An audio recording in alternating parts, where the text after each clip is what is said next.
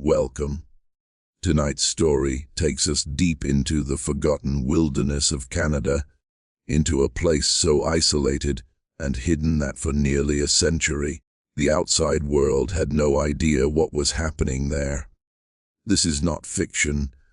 This is a real, documented nightmare that unfolded in the remote hills of Nova Scotia, where a family lived in total isolation, cut off from society, law, and humanity itself. What investigators eventually discovered shocked the entire nation and exposed one of the darkest family secrets in modern history.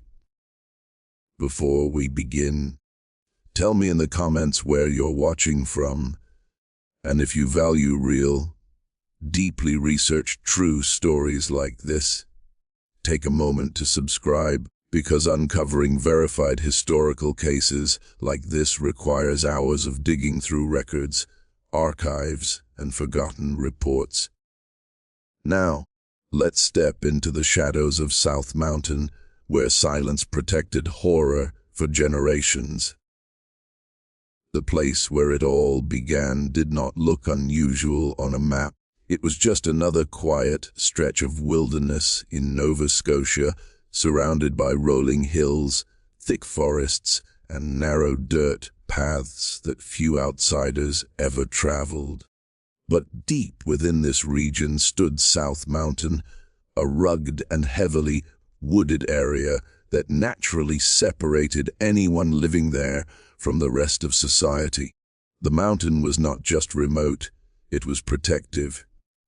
Its steep slopes, dense trees, and lack of proper roads created a natural barrier that discouraged visitors, law enforcement, and even curious neighbors. It was the perfect place for secrets to survive undisturbed.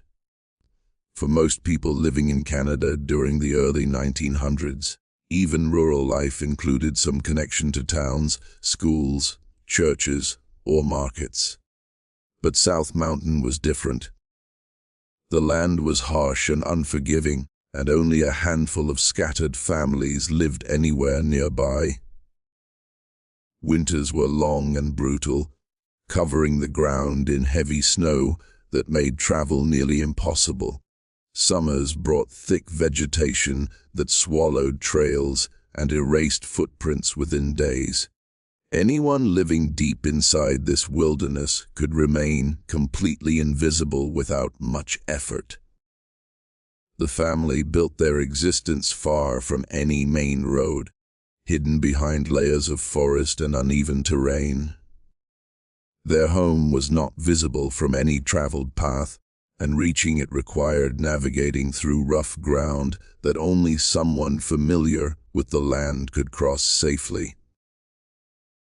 There were no signs, no markers, and no reason for strangers to wander in that direction.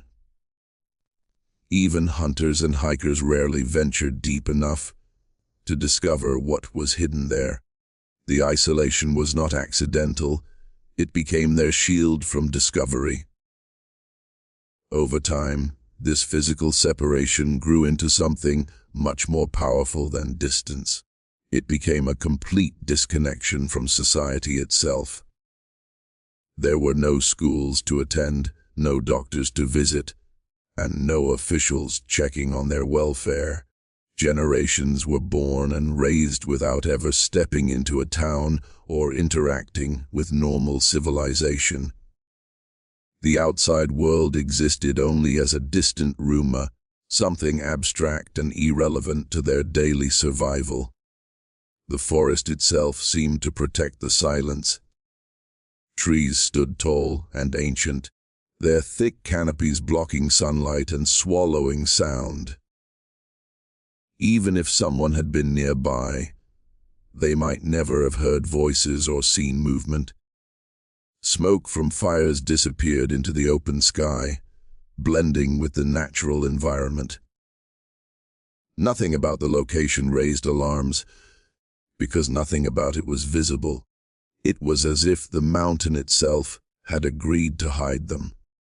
Nearby communities occasionally spoke in whispers, about strange figures seen at a distance, thin shapes moving along the tree line or watching from the shadows. But these sightings were rare and uncertain. Most people dismissed them as imagination or passing travelers. No one suspected that an entire family existed beyond the reach of law, education, and social norms. The isolation had worked perfectly, allowing their world to continue unchanged while modern society advanced without them.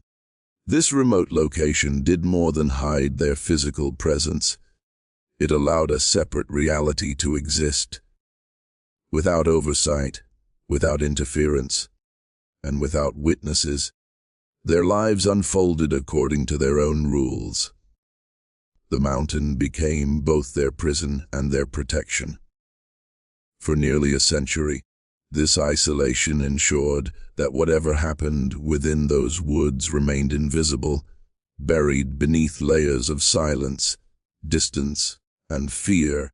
Surviving in total isolation was not easy, especially in the unforgiving wilderness of South Mountain. There were no grocery stores, no electricity, and no modern conveniences. Every single day was a fight for survival. The family depended entirely on the land around them. They gathered wild plants, roots, and berries from the forest, learning through generations which ones could keep them alive and which ones could kill them. Hunting small animals became essential, and nothing was wasted. Every scrap of food meant another day survived in a world that offered no mercy. Water came from natural sources, streams, rain, and melted snow. There were no wells built with modern tools, only what they could reach and collect by hand. During winter, when temperatures dropped and snowball covered everything, survival became even harder. They had to melt snow over fires just to drink. The cold was constant, biting into their skin, creeping into their bones. Without proper clothing or heating, every winter became a test of endurance that many would not have survived alone. Shelter was simple and fragile. Their homes were not built like normal houses, but were constructed from whatever materials they could find. Wood, scraps, and earth itself. The structures barely protected them from harsh weather. Wind passed through cracks, rain leaked inside, and freezing air made nights unbearable. Yet this was the only life they knew. There was no concept of comfort, only survival. Generation after generation grew up believing this was normal. They had no connection to the modern world. No radios, no newspapers, no knowledge of technology. They did not know how society functioned beyond their mountain. They had never attended school, never learned basic reading or writing. Their knowledge came only from those before them. Knowledge passed down through survival, not education. The outside world was not part of their reality. It was something distant, unknown, and irrelevant to their existence. Food was never guaranteed. Some days there was enough, but many days there was hunger. Starvation was a constant threat. Weakness, illness, and exhaustion became part of daily life. Without doctors or medicine, even minor injuries could become deadly. Infections spread easily. Pain was endured silently because there was no one to help. Survival depended entirely on endurance and luck. Isolation also shaped their minds. Without interaction with outsiders, their understanding of the world became limited and distorted.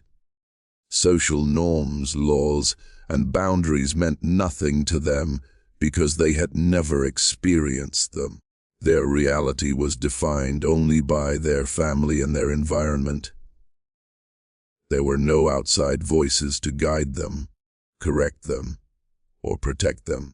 They lived inside a closed system where survival mattered more than anything else. In the forests of Nova Scotia, hidden from society, they'd existed like ghosts, unseen, unheard, and forgotten. The mountain provided everything they needed to survive, but it also trapped them. They were alive, but they were completely cut off from humanity. And as the years turned into decades, their isolation allowed something far darker to grow, something no one outside could see, until it was too late.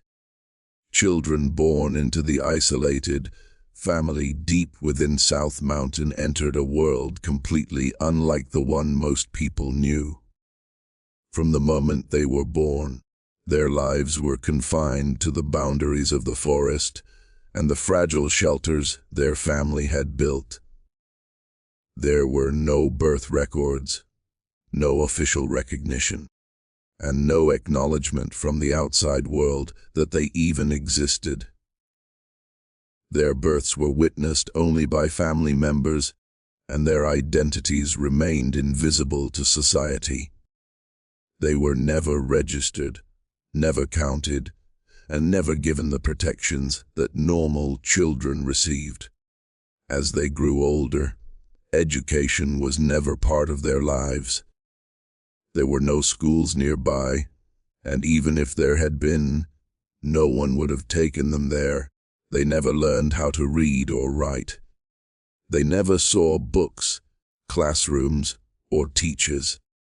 Their understanding of the world came only from observation and imitation. They learned how to survive, how to gather food, how to endure the cold, and how to obey the authority of older family members.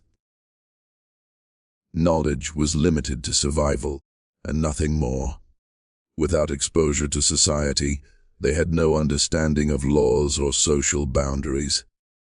Concepts like right and wrong, legal and illegal, normal and abnormal, were never explained.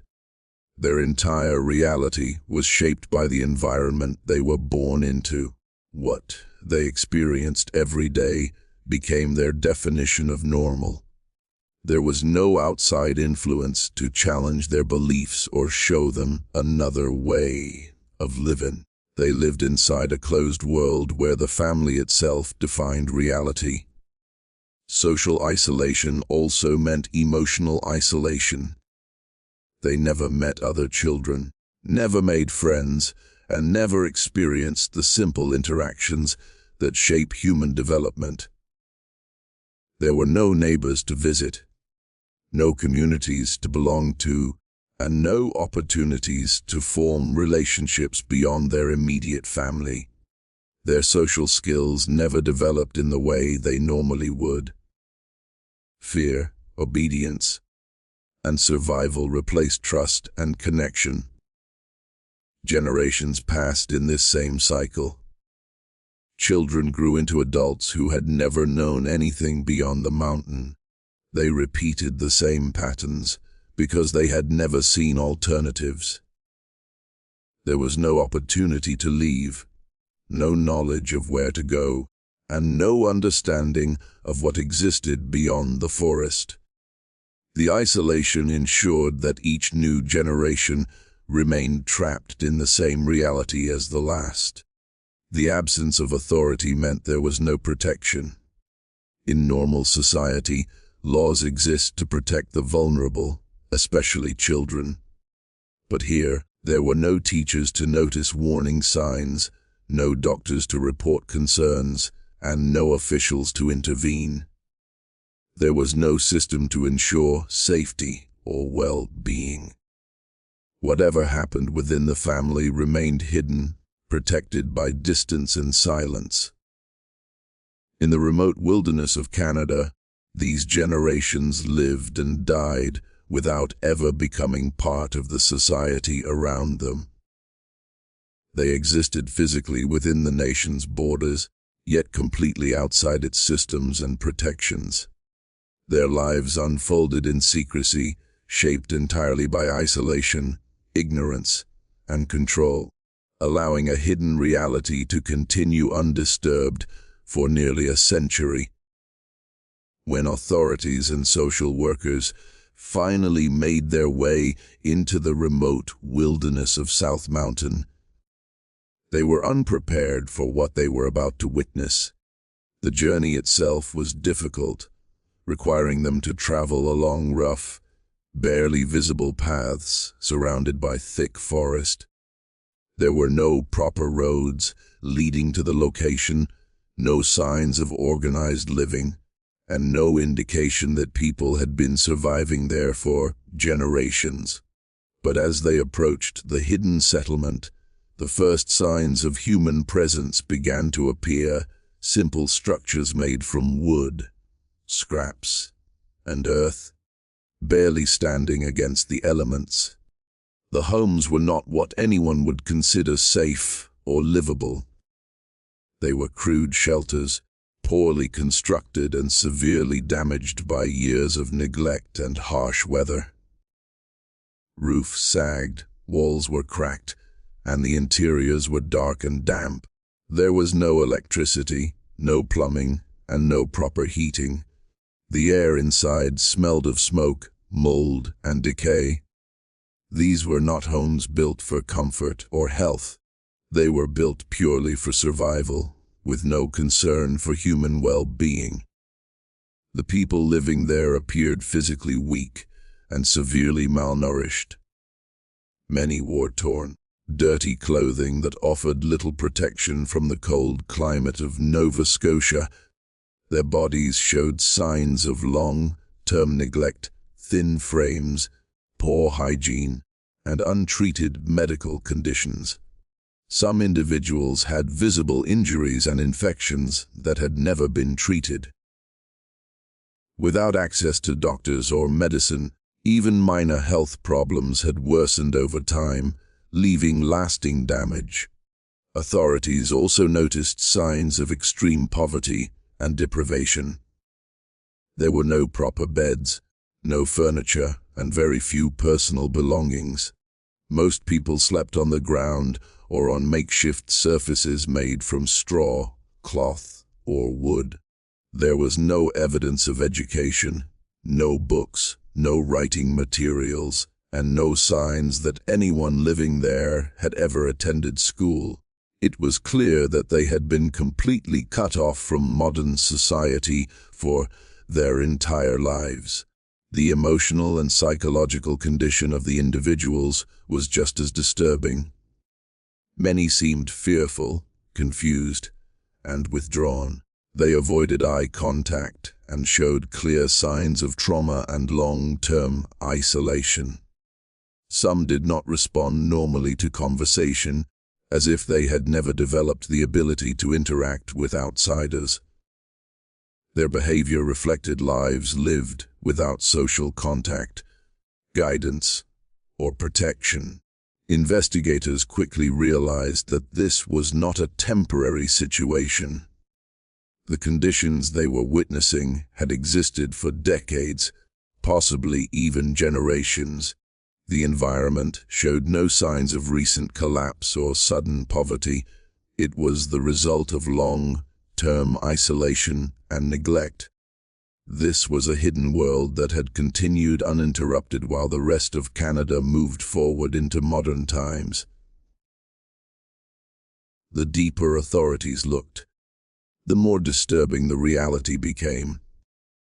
Every detail, from the shelters to the physical condition of the people, told the story of lives lived outside the reach of law, education, and basic human care. It became clear that this was not just a case of poverty or isolation. It was the discovery of a forgotten existence, one that had remained buried in silence for nearly a century, protected by distance, secrecy, and fear.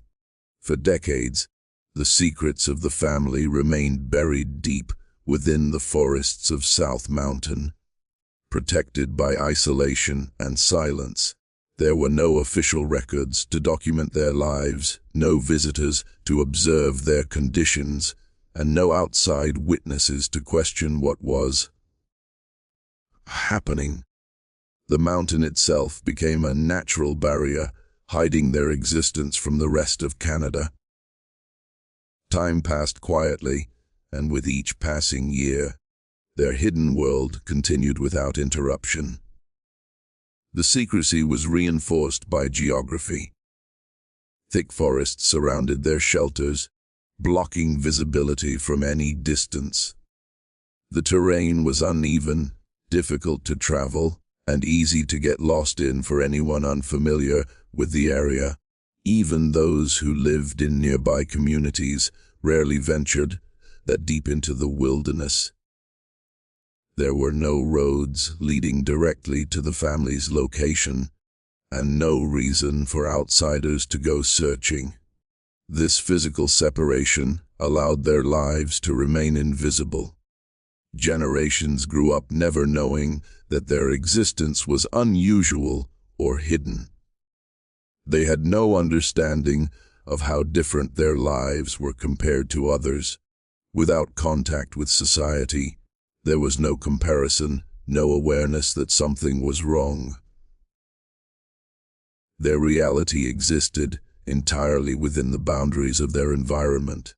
What happened within their family remained contained, never reaching the ears of authorities or outsiders who could intervene. The silence was also maintained by fear and distrust. Over time, the family developed a deep separation from the outside world. Outsiders were seen as unknown and possibly dangerous. This fear discouraged any attempt to seek help or contact others. The mountain became not only their home but their shield. It protected them from discovery, while also trapping them within its boundaries. Rumors occasionally surfaced in surrounding areas of Nova Scotia. Some locals spoke of strange figures seen at a distance or unusual activity in the remote hills, but these stories were often dismissed as exaggerations or misunderstandings. Without clear evidence, there was no reason for authorities to investigate further. The truth remained hidden behind layers of uncertainty and doubt. As the years turned into decades, the secrecy became stronger. Each generation inherited not only the isolation, but also the silence. There were no official systems checking on their welfare, no regular contact with social services, and no external oversight.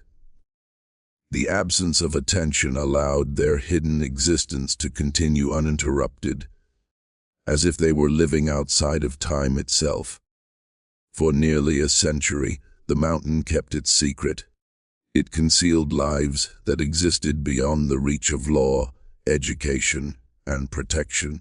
The world outside continued to change, grow, and modernize, while deep inside the forests, their reality remained frozen in isolation.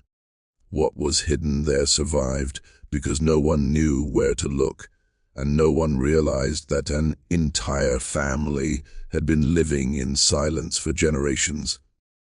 For many years, the family's existence remained nothing more than distant whispers among people living near South Mountain. Locals occasionally spoke of strange sightings, thin figures appearing briefly at the edge of the forest, watching from a distance before disappearing back into the trees. Hunters sometimes reported finding footprints in remote areas where no known residents lived.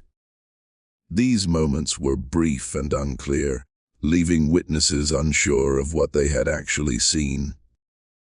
Most dismissed these encounters as imagination or coincidence. The communities scattered across rural Nova Scotia were small, and rumors often spread quietly through conversation rather than official reports. People spoke cautiously, unsure whether their stories would be taken seriously. Some believed there were individuals living deep in the wilderness, far from civilization, but the idea seemed unlikely. After all, In modern Canada, it was difficult to imagine that an entire family could remain hidden for so long without being noticed. Occasionally, there were reports of children who did not appear in school records, raising quiet questions among local officials. But without clear evidence of where these children lived, there was little anyone could do. Rural areas often had families living far apart, and it was not uncommon for some to remain outside regular observation. These small warning signs never fully connected into a larger picture. There were also moments when outsiders traveling through the region noticed something unusual. A distant shelter partially hidden behind trees, or signs of human activity where none should exist. But the remoteness of the area made investigation difficult. People rarely had reason to explore further, and without direct confirmation, suspicions faded quickly. The wilderness protected its secrets well. Some locals began to feel uneasy about what might exist beyond the visible edges of their communities. Stories passed quietly between neighbors, shared in private conversations but rarely spoken openly. Fear of being wrong, or of accusing someone without proof, kept people silent. The uncertainty created a sense of discomfort, but not enough to trigger immediate action. Over time, these rumors grew more persistent. Small pieces of information began to surface: unconfirmed sightings, missing records, and unexplained signs of isolated living. Each detail alone seemed insignificant, but together they hinted at something hidden. Slowly, awareness began to build that something was not right deep within the mountain. These whispers would eventually reach the attention of people who had the authority to investigate. What began as quiet rumors in remote communities would soon lead to a discovery that shocked the entire region. The silence that had protected the family for generations was beginning to break, and the hidden reality of South Mountain was about to be exposed. The moment authorities finally decided to intervene began quietly, without public attention or media presence. Concerns had been slowly building within local social services in Nova Scotia after scattered reports suggested that individuals might be living in extreme isolation without access to basic care or protection. These concerns were not based on a single event, but on a pattern of warning signs, missing records, unexplained family connections, and growing suspicion that something hidden deep within South Mountain needed investigation. Officials realized they could no longer ignore the possibility that people were living beyond the reach of law and social systems. The journey to reach the isolated location was difficult and slow. Authorities and social workers had to navigate rough terrain, narrow paths, and thick forest that had concealed the area for generations. There were no proper roads, and vehicles could only go so far before the rest of the journey had to be completed on foot. Each step forward carried uncertainty. No one knew exactly what they would find, how many people lived there, or how they would react to the sudden presence of outsiders. When officials first approached the hidden shelters, the atmosphere was tense and silent. The structures appeared fragile and worn, blending into the environment as if they had always been part of the mountain itself. Smoke from small fires drifted into the air, confirming that people were living there. Authorities moved cautiously, aware that their presence represented the first outside contact these individuals may have experienced in their entire lives.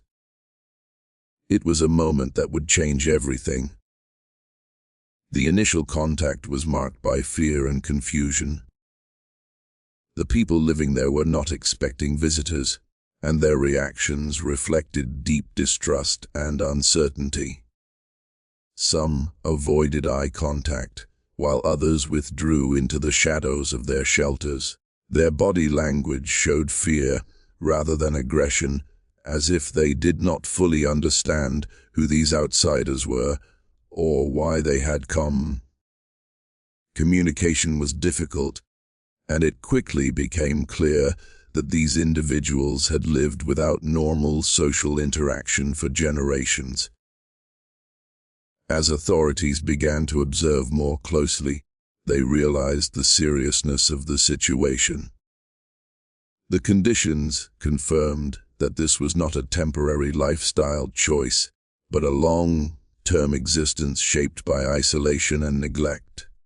The individuals showed signs of physical hardship, emotional trauma, and complete disconnection from modern society. Officials understood immediately that intervention was necessary, not only to investigate, but also to provide protection and care. The discovery marked a turning point. For the first time, the hidden world of this isolated family had been seen by outsiders. What had existed in silence for nearly a century was now exposed to the reality of modern Canada. Authorities began documenting their findings, carefully recording the conditions and identities of those living there. Each detail revealed the depth of isolation and the extent of their separation from society. This intervention would soon lead to a much larger investigation, one that would uncover truths more disturbing than anyone expected. The moment authorities stepped onto that hidden land, the silence that had protected generations was finally broken. What they found would shock communities, challenge the justice system, and reveal one of the darkest hidden realities ever discovered in the remote wilderness of South Mountain. As authorities delved deeper into the lives of the isolated family, the shocking truth about their internal relationships began to emerge. Generations had been born and raised entirely within this closed system, without exposure to normal social structures, laws, or moral guidance. Over time, this extreme isolation allowed patterns of behavior to develop that would be considered deeply disturbing by any outside observer.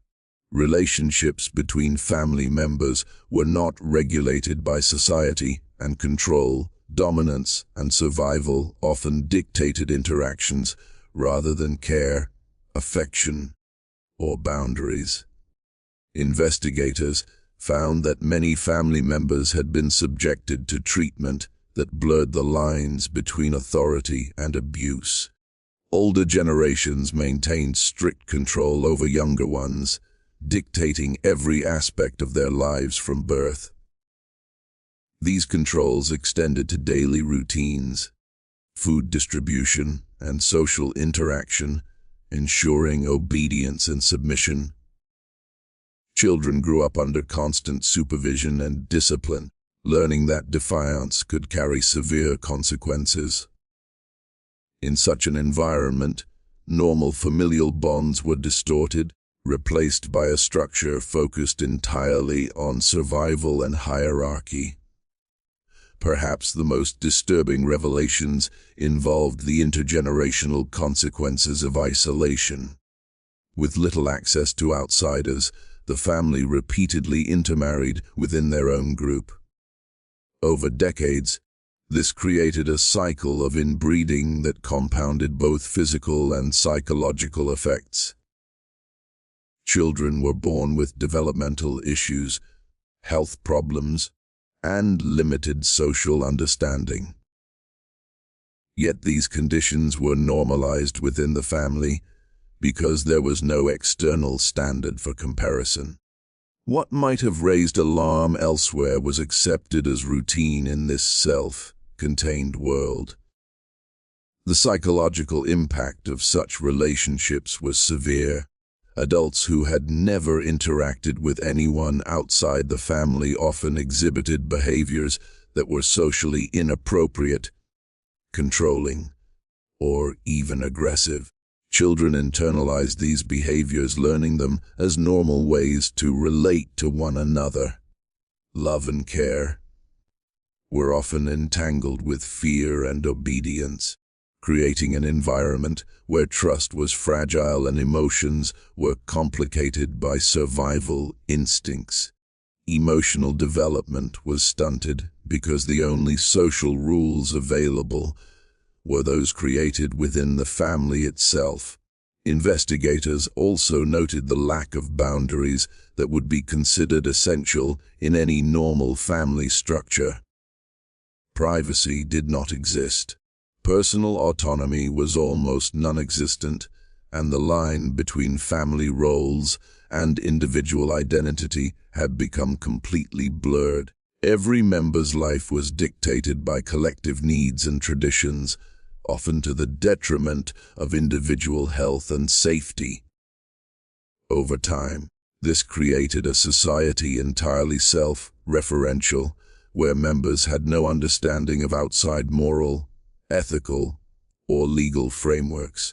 This revelation was not just about abuse. It highlighted how isolation can warp the basic framework of human relationships.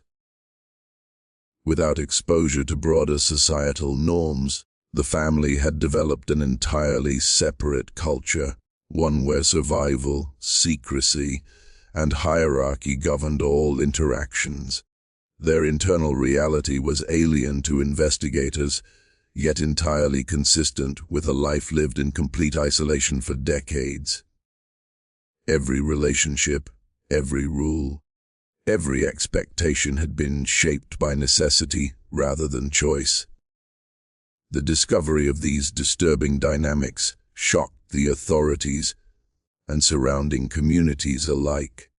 It became clear that the horrors of this family were not limited to physical conditions or isolation. They extended deep into the psychological and social structures that held the family together. The Goler Clan was not just hidden geographically. It had created an entirely separate world of relationships, morality, and survival, a hidden society governed by its own terrifying rules. The psychological impact of living in such extreme isolation was profound and far-reaching. Generations of the family on South Mountain had never interacted with anyone outside their immediate group, and this lack of social contact created deep emotional and mental effects that shaped every aspect of their lives. Children grew up without peers, without exposure to normal social cues, and without guidance beyond what older family members dictated. Their understanding of relationships, communication, and personal boundaries was extremely limited, often warped by fear, obedience, and learned survival strategies. Adults who had lived their entire lives within this isolated environment exhibited behaviors that would appear strange or disturbing to outsiders. Many had difficulty expressing emotions in a healthy way, often oscillating between extremes of aggression and withdrawal. They struggled to trust anyone beyond their family, reacting with suspicion or fear when approached by authorities or social workers. Even basic concepts like sharing, cooperation, or empathy toward outsiders were foreign to them. This psychological conditioning was not deliberate in the traditional sense. It was simply the natural result of growing up in a world entirely cut off from the norms and social structures of society. Children inherited not only the physical and health consequences of isolation, but also the psychological ones. They learned to internalize fear and uncertainty as part of daily life. Curiosity about the outside world was often suppressed, either through strict control from elders or through the learned belief that the outside world was dangerous or irrelevant. Emotional bonds within the family were tightly controlled and sometimes distorted, creating dependency, anxiety, and confusion about what constituted normal affection. Trust became a rare and precious commodity, carefully measured and restricted to only certain family members. The absence of social feedback from peers, teachers, or community members meant that there was no corrective guidance for behavior. Traits and habits that would normally be moderated by social interaction were reinforced instead within the family unit. Children and adults alike adopted the family's internal logic as the only reality, often making decisions based solely on survival or obedience rather than empathy or moral reasoning. This led to a cycle of learned behaviors that compounded over generations, further entrenching the psychological impact of isolation. Health issues, both mental and physical, were also magnified by isolation. Malnutrition, chronic illness, and untreated injuries added stress and trauma to already vulnerable minds. The constant struggle for survival, combined with emotional neglect and lack of social support, created individuals who were often anxious, fearful, or withdrawn. The family's mental health was a reflection of their environment, harsh, unregulated, and entirely self-contained. Stress and trauma were normalized, leaving little room for emotional resilience or growth. Investigators noted that when outsiders attempted to communicate or provide assistance, reactions ranged from fear and panic to hostility or extreme passivity. Individuals had no prior experience navigating relationships outside their family, making even simple interactions confusing and overwhelming. This demonstrated just how thoroughly the isolation had impacted their social and cognitive development. The world beyond the mountain was incomprehensible, frightening, and often completely alien to them. Ultimately, the psychological effects of extreme isolation were as damaging as the physical deprivation the family endured. Their minds had been shaped over generations by fear, control, and the absence of societal norms. Isolation had created a hidden reality where normal human interaction was virtually non-existent, and where emotional, cognitive, and social development had been stunted. This internal world, developed over decades, revealed the terrifying power of solitude, secrecy, and generational isolation on the human psyche. Fully expand Detalis No Heading 7 Paragraph Keynote 10. When the hidden realities of the family on South Mountain finally reached the outside world, the reaction was one of shock, disbelief, and horror. Communities across Canada, the outside world's reaction to the discovery of the isolated family on South Mountain was immediate and intense, sending shockwaves through nearby communities and across Canada as a whole.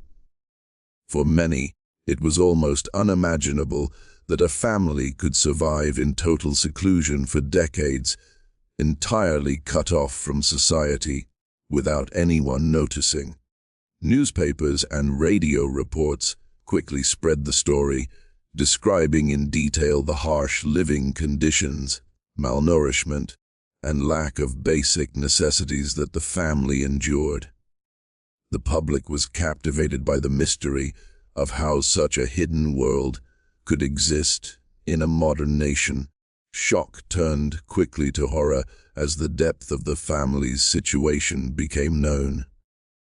It wasn't only the physical deprivation that alarmed people, but also the psychological and social consequences of complete isolation. Generations had grown up without formal education, medical care, or interaction with outsiders. Patterns of inbreeding, strict internal hierarchy, and distorted family relationships emerged as part of this secret life, provoking outrage and disbelief. For many, it was difficult to reconcile that such conditions had persisted in a country where social services and oversight existed elsewhere. The discovery sparked widespread public debate about responsibility and accountability. How had the family remained undetected for so long? Could intervention have happened earlier? Questions arose about the limitations of social services in rural and remote areas, and how authorities might have missed warning signs in nearby communities. Some people felt anger at the system's failure, while others expressed compassion for the family, recognizing the extreme challenges they had endured in total isolation. Media coverage amplified the public fascination, often sensationalizing aspects of the family's life, while simultaneously exposing the reality of their suffering. Stories of children who had never attended school, adults with untreated illnesses, and generations born into a world without outside contact captured national attention.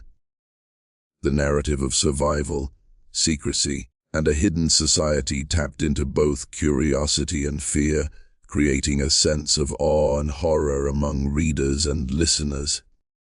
Experts, including psychologists and social workers, weighed in to explain the implications of extreme isolation. They described how prolonged lack of social contact could fundamentally alter cognitive and emotional development, distort moral understanding, and create self-contained social rules that differed drastically from societal norms.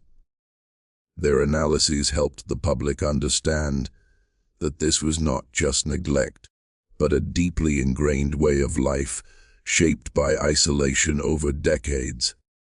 Local communities closest to South Mountain were particularly unsettled. People who had unknowingly passed near the family's hidden location began to re-examine past experiences, recalling fleeting glimpses or unexplained signs of life in the forest. Many were struck by a mixture of fear and guilt, realizing that the family had existed literally in their midst, unseen and unknown.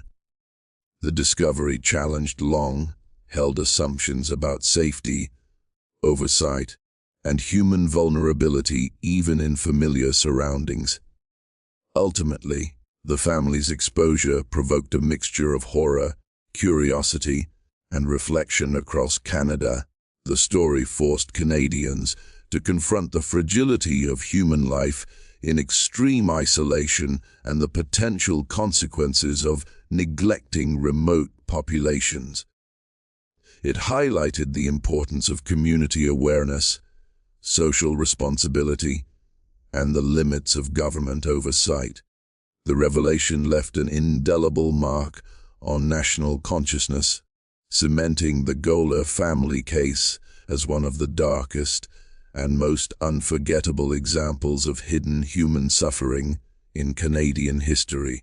Once the full extent of the family's isolation and internal dysfunction became clear, legal actions were inevitable. Authorities in Nova Scotia had to respond not only to the immediate physical and psychological needs of the family members, but also to the broader question of accountability. Investigators and social services began documenting every detail: living conditions, health issues, educational deprivation, and family dynamics. This meticulous record keeping was essential, both to provide care for those affected and to establish a legal framework for addressing years of neglect and abuse. Officials had to determine the proper intervention measures. Children were placed under the protection of social services, receiving medical attention, clothing, nutrition, and eventually education. Adults were offered assistance with healthcare and integration into broader society, though many struggled to adapt to life outside the forest. Legal proceedings were complicated because there was no clear precedent for a family existing in such extreme isolation for multiple generations. Courts needed evidence, historical context, and expert testimony to understand the unique circumstances. The question of culpability arose as well. Authorities examined whether neglect or abuse had occurred, who was responsible, and whether criminal charges were appropriate. Some elders within the family had exercised absolute control over younger members, shaping every aspect of their lives. The legal system faced the challenge of balancing accountability with recognition that many of the behaviors were products of extreme isolation rather than intentional cruelty. This blurred line made the case both complex and unprecedented in Canadian legal history. In addition to protective measures, authorities sought to prevent similar situations in the future. Policies and procedures for monitoring remote communities were reviewed and strengthened. Social workers and local officials were urged to pay closer attention to families living in isolated areas. The Goler family case became a catalyst for discussions about systemic gaps in oversight, particularly in rural regions where distance and terrain could conceal long-term neglect. Court proceedings were not only about punishment or protection, but also about rehabilitation. The goal was to integrate family members into society gradually, giving them access to education, healthcare, and social support while respecting their experiences. This process required careful planning, as individuals who had never interacted with outsiders were often fearful, distrustful, or confused. Legal authorities worked alongside psychologists and social workers to develop programs that addressed both immediate needs and long-term adjustment. The legal actions also sparked broader public discussion. Media coverage, expert commentary, and public debates highlighted the importance of recognizing and addressing hidden social issues. Canadians were forced to confront uncomfortable realities about how a family could live undetected for decades, suffering from neglect, deprivation, and distorted social structures. Lawmakers, social workers, and communities began re-examining responsibilities toward vulnerable populations, especially in remote areas. Ultimately, the legal response to the Goler family case became a model for dealing with extreme isolation and generational neglect. It combined protection, rehabilitation, and accountability in a way that acknowledged the unique circumstances of the family. The actions taken ensured that immediate harm was addressed, long-term support was provided, and systemic lessons were learned, marking a critical turning point in how Canadian authorities approached hidden communities and extreme family isolation. Even after the family had been discovered, rescued, and placed under the care of authorities, the legacy of their isolation and secrecy continued to haunt both those directly involved and the wider society. The story of the Goler family did not end with legal intervention or social services. It left behind a long trail of trauma, unanswered questions, and a lingering sense of unease. Many who learned of their story struggled to comprehend how such an extreme situation could persist undetected for so long in a modern, developed country like Canada. It forced a national reflection on the limits of oversight and the hidden fragilities within society. For the individuals themselves, the adjustment to life outside the forest was fraught with difficulty. Generations who had never encountered modern society now faced the overwhelming challenge of learning basic social norms, interacting with strangers, and adapting to schools, healthcare, and community life. Psychological trauma persisted as decades of fear, control, and distorted family dynamics left deep emotional scars. Even with professional support, some individuals struggled with trust, anxiety, and a sense of disconnection that had been ingrained over their entire lives. Communities near South Mountain were left grappling with guilt and disbelief. People who had unknowingly passed near the family's hidden location or caught glimpses of activity in the forest began to question their own awareness and vigilance. The discovery challenged assumptions about safety, neighborliness, and human perception. It became a cautionary tale, a reminder that appearances could be deceiving and that extreme suffering could exist just out of sight. The case also left a lasting impression on social services, legal authorities, and policymakers. The need for better monitoring of remote communities, earlier detection of family neglect, and improved intervention strategies became widely recognized. The Goler family case served as a benchmark for understanding how isolation, neglect, and generational trauma intersect, highlighting the gaps in existing systems that allowed such conditions to persist unnoticed for decades. Lessons learned from the case shaped future approaches to similar situations, ensuring that authorities were more vigilant and proactive. On a cultural level, the story of the Goler family became a symbol of hidden horror and human endurance. It appeared in books, articles, and documentaries, captivating the public imagination while also educating audiences about the consequences of extreme isolation. People were drawn not only to the shocking details, but also to the resilience of individuals who had survived generations of neglect.